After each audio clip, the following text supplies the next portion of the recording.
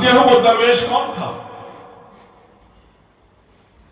سنا ہوگا اپنے بزرگوں کی زبانی، سنا ہوگا اپنے مشائخین کرام کی زبانی. اس بزرگ کا تعلق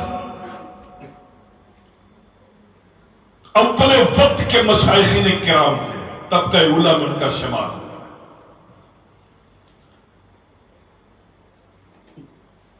اس دعا دینے والے درویش کا نام سب جانتے ہیں، سب جانتے ہیں. جانتے ہو وہ کون تھے؟ وہ حضرت حاتم تھے، جن کی کنیت ابو عبد الرحمن تھی اور ملک خراسان کے مشائخینوں میں سے تھے.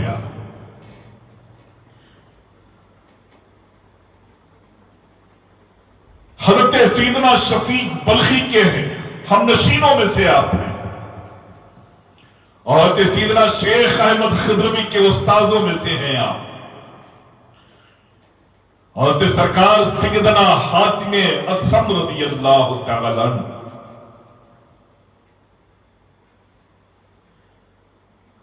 جن کا انتقال 227 ہجری کو بلخ کے مضافات میں کہیں پر ہوا.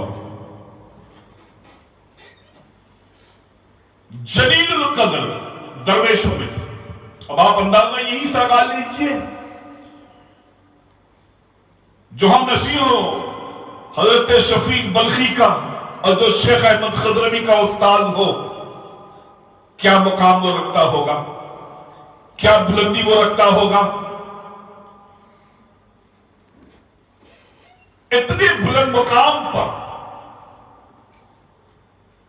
اور اتنے جلیل القدر شاگرد دینے کے باوجود بھی حضرت حاتم اصم رضی اللہ تعالیٰ عنہ کے درمیان کبھی تکبر، غرور، گھمنڈ کا گزر بھی نہیں ہوا. آج واہ واہی کے لیے لوگ نہ جانے کیا کیا کر رہے ہیں. تھوڑا سا علم آ گیا، زمین پیر جو ہے زمین پر نہیں لگتا. 4 لوگوں نے حضرت حضرت کہہ دیا تو حضرت آسمان سے بات کرنے لگتے ہیں.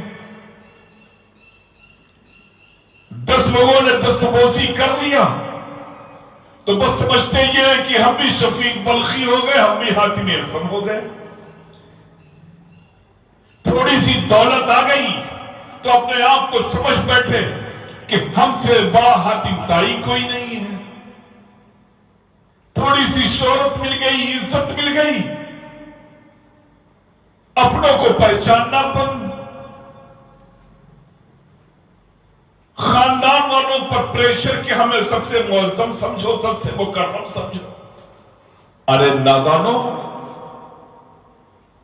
یہ دولت، یہ تیرا علم، یہ تیری شان و شوکت سب یہی دھری کی دھری رہ جائے گی. اس کے زور میں مت آ، اس کے بہکاوے میں مت آ. وہ علم کسی کام کا نہیں ہے جس علم کو حاصل کرنے کے بعد اس علم پر عمل نہ کیا جائے. انسان اگر اخلاص سے کوڑا ہے، خالی ہے، علم حاصل کرنے کے باوجود بھی گناہوں سے بچ نہیں رہا ہے، زناکاری سے بچ نہیں رہا ہے، فتنہ و فساد سے بچ نہیں رہا ہے، تو ایسے شخص کا علم اس کے منہ پر مار دیا جائے گا. نہ دنیا اس کی ہوگی، نہ حشر میں اسے کوئی پوچھنے والا ہوگا، اس کا ٹھکانہ جہنم ہوگا. وہی علم کام آتا ہے جو علم حاصل کرنے کے بعد اس علم کے مطابق اس پر عمل کیا جائے. دل میں خوف خدا، دل میں عشق رسول کی شمع ہمہ وقت روشن رہے. وہ دولت کسی کام کی نہیں کہ جس دولت کو حاصل کرنے کے بعد آپ اس دولت کے ترازو میں ہر ایک کو تولیں کہ مجھ سے بڑھ کر کوئی نہیں، مجھ سے بڑھ کے کوئی نہیں ہے. یاد رکھو कारून से बड़ा दौलतमंद कौन था? लेकिन जब हजरत मूसा अला नबी अला ने अपने चचा को नसीहत की, अहसिन कमा अहसन अल्लाह इलैक, ए कारून, ए चचा, जिस तरह से अल्लाह ने तुझ पर एहसान किया है, ऐसे ही तू भी लोगों पर एहसान कर। हो सकता है ये जो दौलत तेरे पास है, ये किसी की किस्मत से तेरे पास आई हो, तू लोगों में तकसीम कर, गरीबों में तकसीम कर, अपनी वाहवाही के लिए नहीं, अपनी सखावत को दिखलाने के लिए नहीं, बल्कि तेरे पास अल्लाह ने दिया है, ये अल्लाह का एहसान अजीम है, तू भी लोगों में तकसीम कर। उससे फायदे क्या होंगे? तो खालिसन लिवजहिल्लाह, अगर तू इसे खर्च करेगा तो अल्लाह तुझे और भी बरकत अता फरमाएगा, और भी तुझे अता फरमाएगा। लेकिन उसने नहीं सुना, उसकी समझ में नहीं आया, तो हुआ क्या? उसकी सारी की सारी दौलत जमीन में धंसा दी गई। पूरे खजाने के हीरे जवाहरात को पूरे जमीन पर बिखेर दिया गया। बाद मशाइखीन फरमाते हैं कि ये बालू के अंदर जो सफेदी जो चमक है, जिसे हम दूर से समझते हैं कि पानी नजर आ रहा है, जब करीब पहुंचते तो समझ में आता है कि बालू है, ये रेता है। ये जो चमक है, ये कारून के खजाने की चमक है। सोचो, इतना रखने वाला कारून अपनी दौलत के जोर में अपने आप को बचा ना पाया।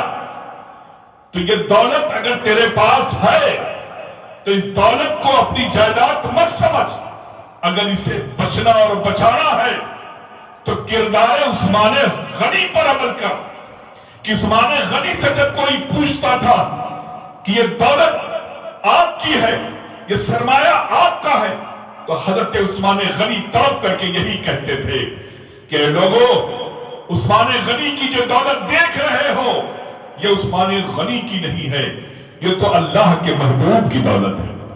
ये महबूब खुदा ने मुझे अता किया है, फिर आपकी क्या है? कहा दौलत उनकी है, रखवाला मैं हूं।